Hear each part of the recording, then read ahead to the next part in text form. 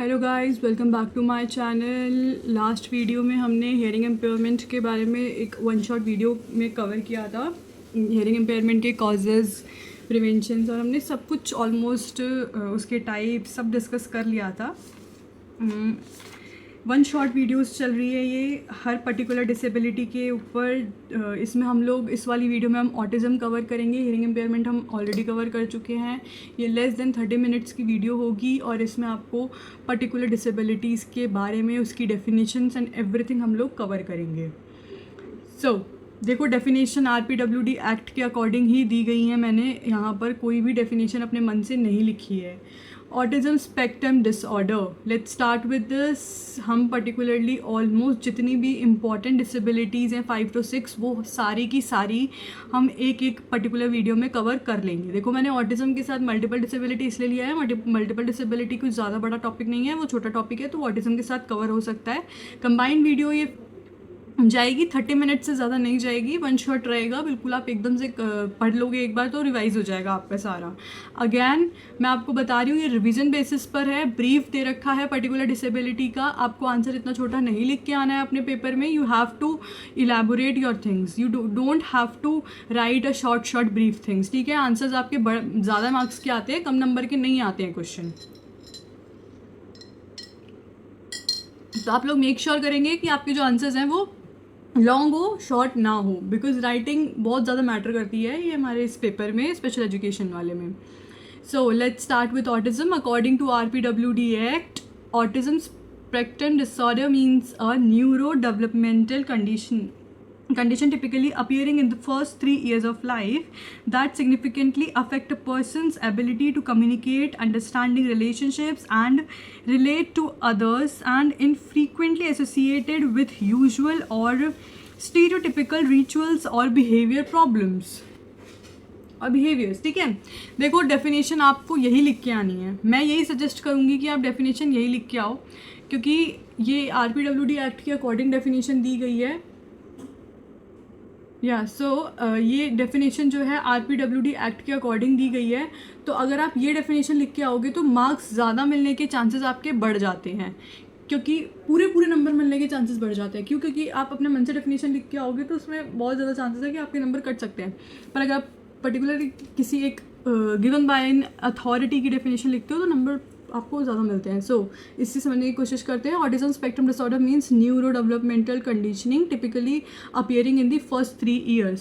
देखो, एक neuro developmental condition है ये, जो स्टार्टिंग के 3 years में हो जाती है, ठीक है। जब बच्चा बॉर्न हुआ है, पैदा हुआ है, उसके जो 3 साल हैं बच्चे के, टिपिकली 3 years जो हैं उसमें आपको न्यूरो डेवलपमेंटल कंडीशंस दिखने लग जाती है। उसका डेवलपमेंटल रुक जाता है न्यूरॉन्स का, और उसके बाद में ये ऑटिज्म स्पेक्ट्रम डिसऑर्डर हमें देखने को मिल सकता है। 3 साल की उम्र के बाद ही दिखता है। Life that significantly affects a person's ability to communicate, हमने पहले भी कई बार देखा है। ऑटिज्म में कम्युनिकेशन प्रॉब्लम है, अंडरस्टैंडिंग प्रॉब्लम है, रिलेशनशिप्स तो ऑब्वियसली कभी कम्युनिकेट ही नहीं करेगा तो रिलेशनशिप्स कैसे बनाएगा, relate to the others and is frequently associated with the usual और stereotypical rituals of behaviour. Again ये डेफिनेशन आप पर्टिकुलरली ऐसे के एज इट इज़ याद कर सकते हैं। RPWD की वेबसाइट पे आप जाकर भी पर्टिकुलर डेफिनेशंस ढूंढ सकते हैं और वो वाली भी आप यूज़ कर सकते हैं अपने आंसर्स में।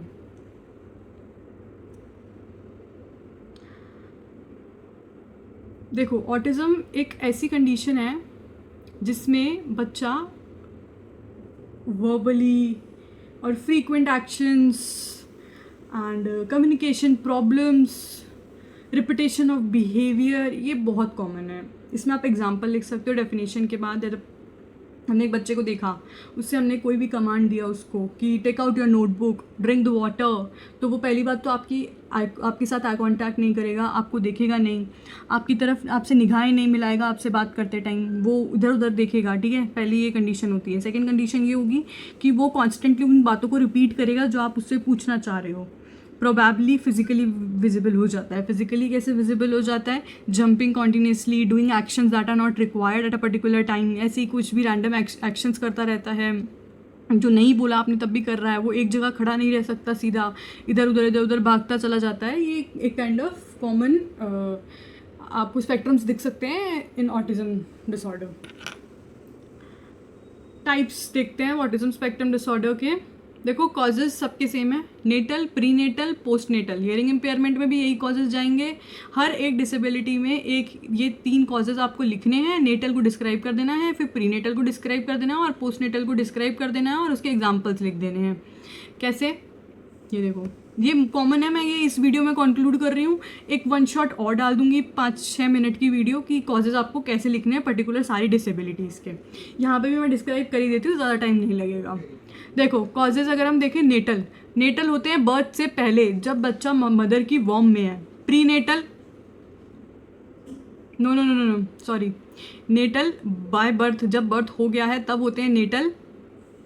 And wait a second, okay so prenatal causes होते हैं बिफोर द बर्थ, जब बच्चा मदर की वॉर्म में है। नेटल होते हैं बाय बर्थ। नेटल इज जब बच्चे का बर्थ हो रहा है, ड्यूरिंग द बर्थ में जब प्रेगनेंसी जब डिलीवरी हो रही है उस टाइम का कंक्लूड होगा, ठीक है। नेटल या it's not working properly, I don't know why. So natal में आपका जाएगा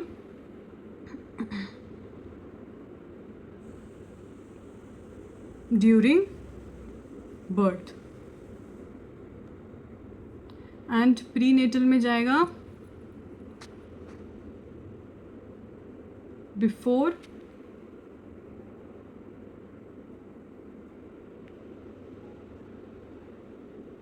बर्थ, ठीक है। पोस्टनेटल में जाएगा आफ्टर बर्थ। ये आपको ध्यान रखना है। देखो इसके एग्जांपल्स लेते हैं, प्रीनेटल के, पोस्टनेटल के और नेटल के। देखो सबसे पहले प्रीनेटल, बिफोर द बर्थ देखो बहुत ज़्यादा मेजर प्रॉब्लम्स तभी दिखने को मिलती है अगर मदर ध्यान नहीं रखती है तो। कंजम्पशन ऑफ एल्कोहल सबसे बड़ा मेजर रीज़न हो सकता है। सबसे पहला एग्जांपल लिखेंगे आप, कंजम्पशन ऑफ एल्कोहल, ड्रग्स और एनी अदर एडिक्टिव मेडिसिन और drugs she is taking for like overcoming from depression, anxiety and other psychological conditions and mental health issues if she is facing during the birth of a child and during the pregnancy। तो ये बहुत ज़्यादा causes हो सकते हैं prenatal में। पहला एक ये एग्जांपल हो गया। Second example, any accident caused during the pregnancy to the mother, falling हो गई या फिर any other accident she may suffer of it.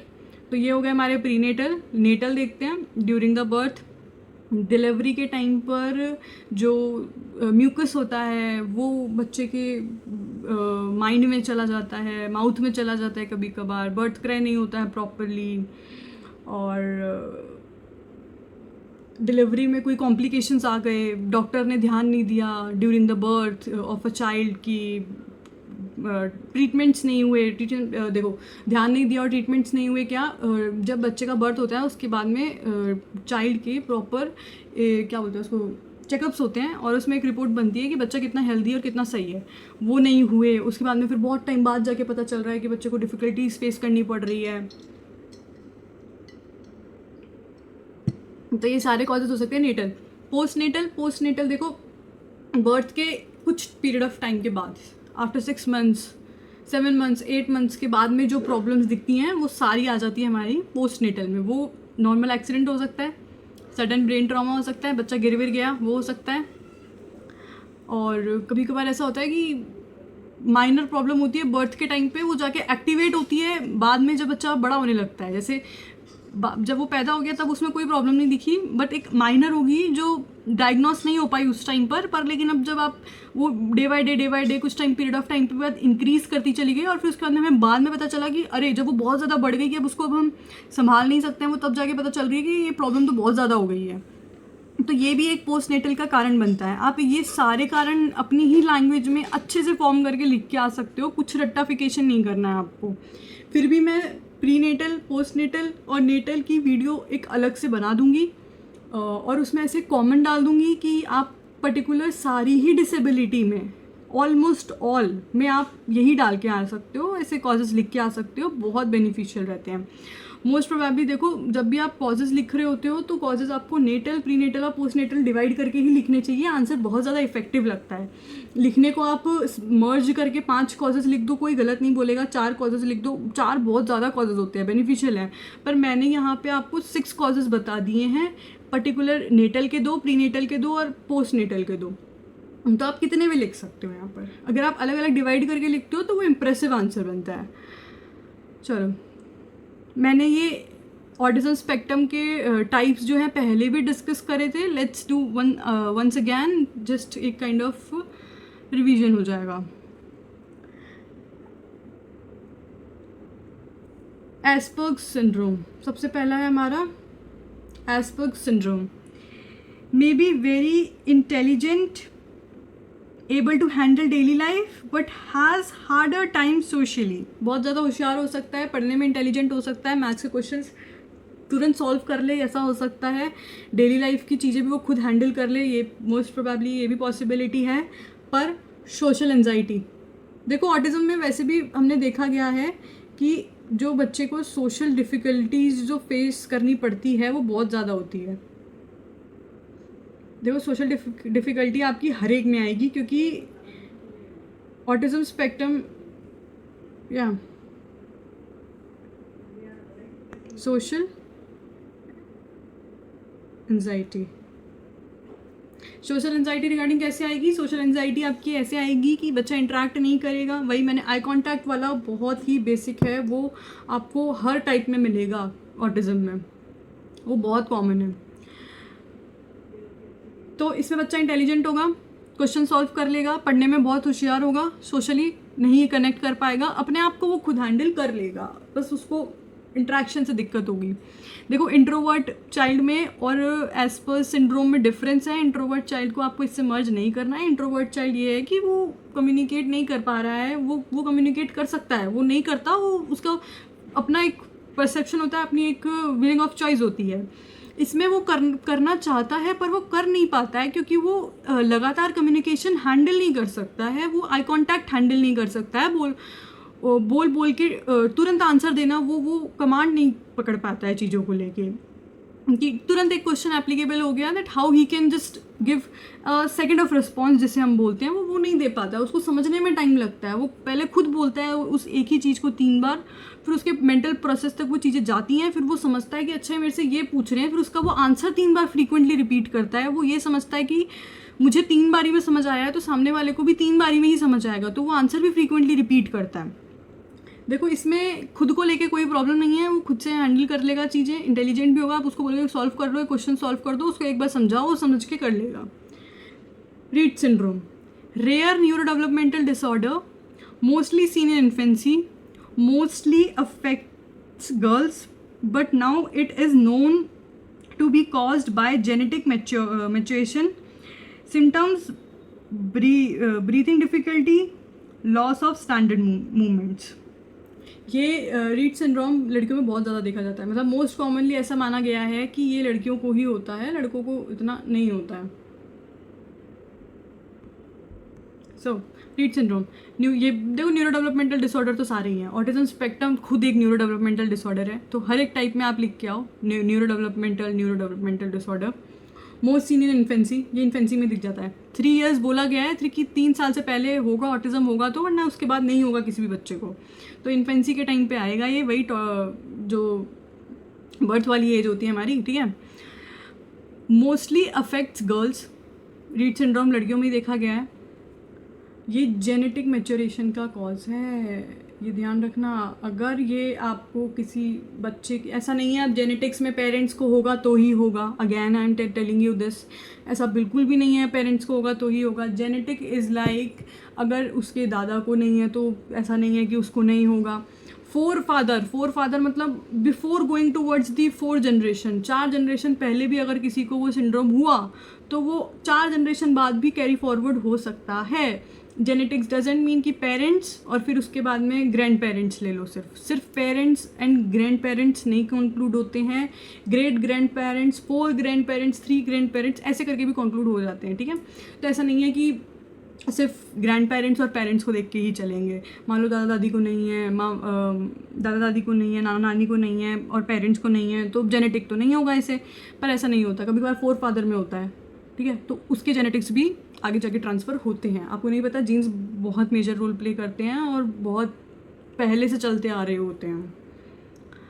Breathing difficulty होगी, सांस लेने में दिक्कत होगी, स्टैंडर्ड मूवमेंट लॉस करता चला जाएगा टाइम के साथ साथ। टाइम के साथ साथ चलना भी हो सकता है, जैसे जैसे एज बढ़ती है तो मूवमेंट्स कम हो जाएंगे, जैसे चलना, सीधे खड़े रहना, हैंड मूवमेंट्स, ऐसे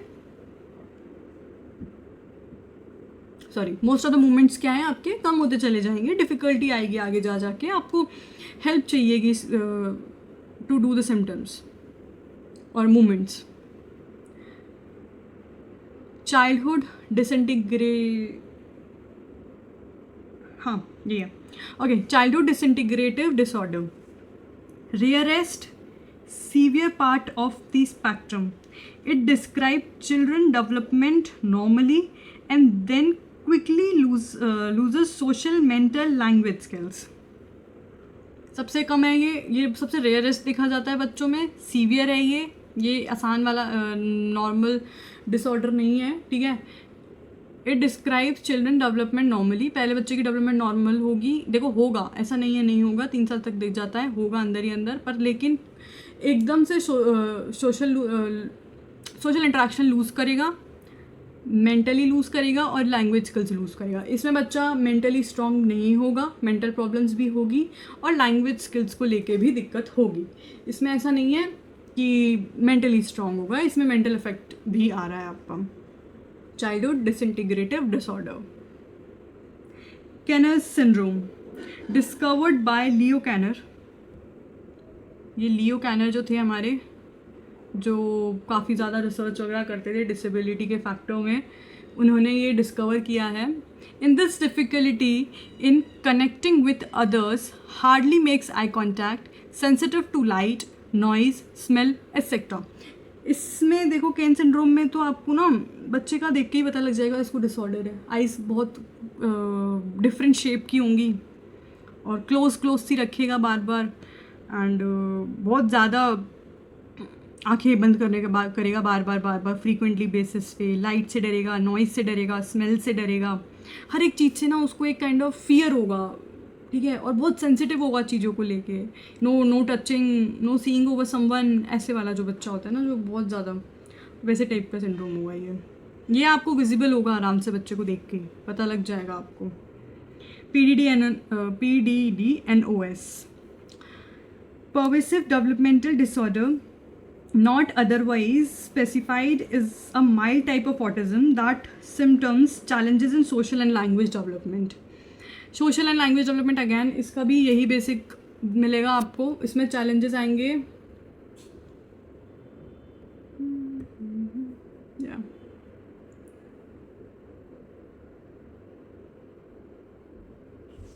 ठीक है, इसमें भी चैलेंजेस आएंगे सोशल के, लैंग्वेज डेवलपमेंट के। देखो सोशल और लैंग्वेज डेवलपमेंट प्रॉब्लम तो ऑटिज्म स्पेक्ट्रम डिसऑर्डर में सभी को आपको मिलेगा ही मिलेगा। अब हम बढ़ते हैं अपनी अगली डिसेबिलिटी पे, जो है मल्टीपल डिसेबिलिटी। मल्टीपल डिसेबिलिटी देखो ज़्यादा टाइम नहीं लेगी, 5 to 6 मिनट्स और लगेंगे, मल्टीपल डिसेबिलिटी हमारी ख़त्म हो जाएगी। कल हम लोग इंटेलेक्चुअल डिसेबिलिटी पे करेंगे बात।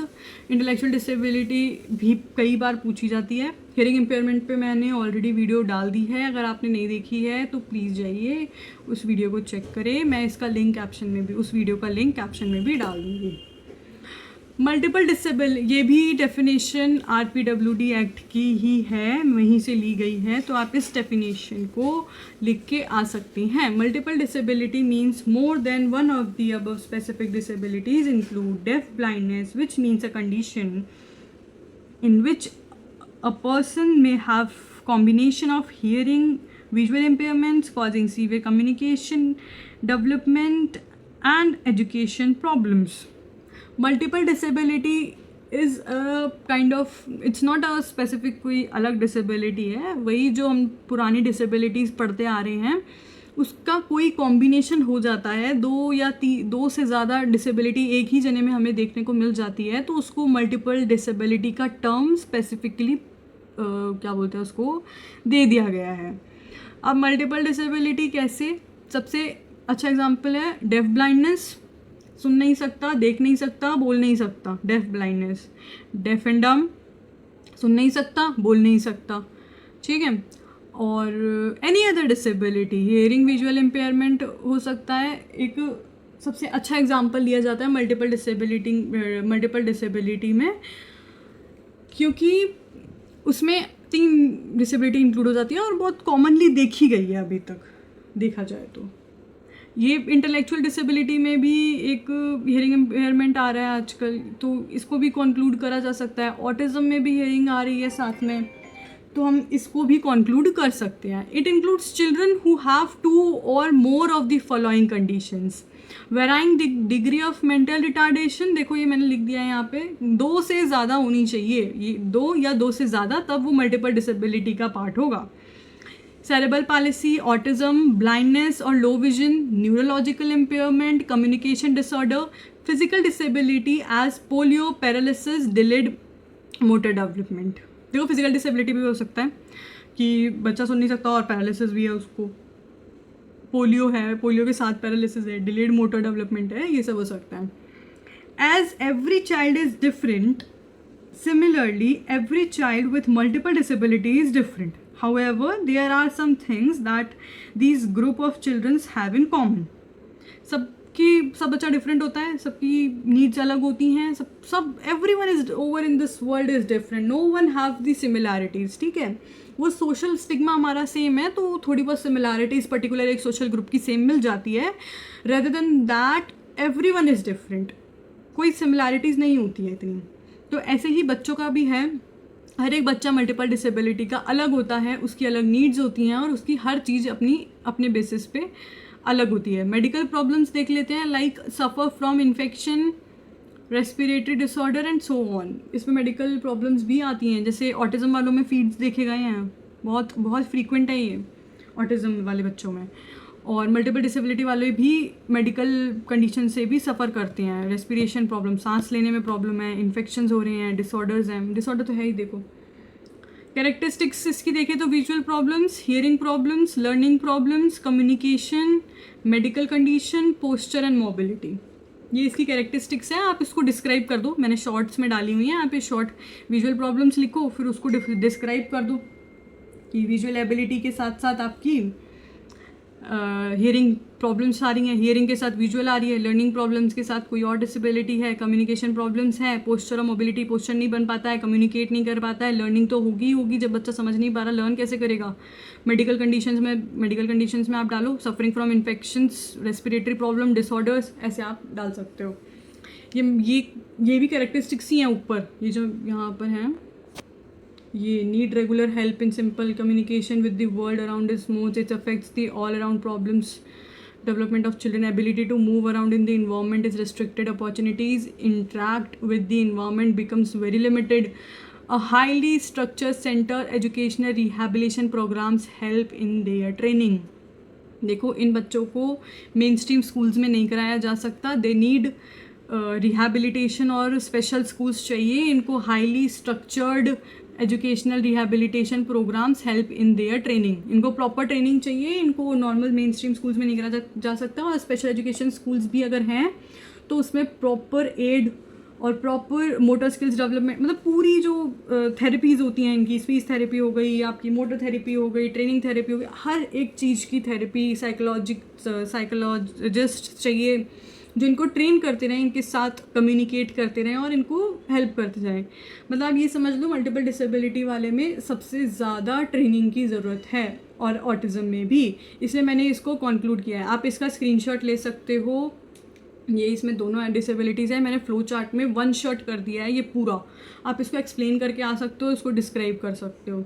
You can take a screenshot or whatever suits you, other then I can also attach this or forward this to Telegram, मैं Telegram पे भी भेज दूँगी अपने चैनल पे, वरना आप इसको स्क्रीनशॉट ले सकते हो, बहुत बेनिफिशियल है ये आपके लिए।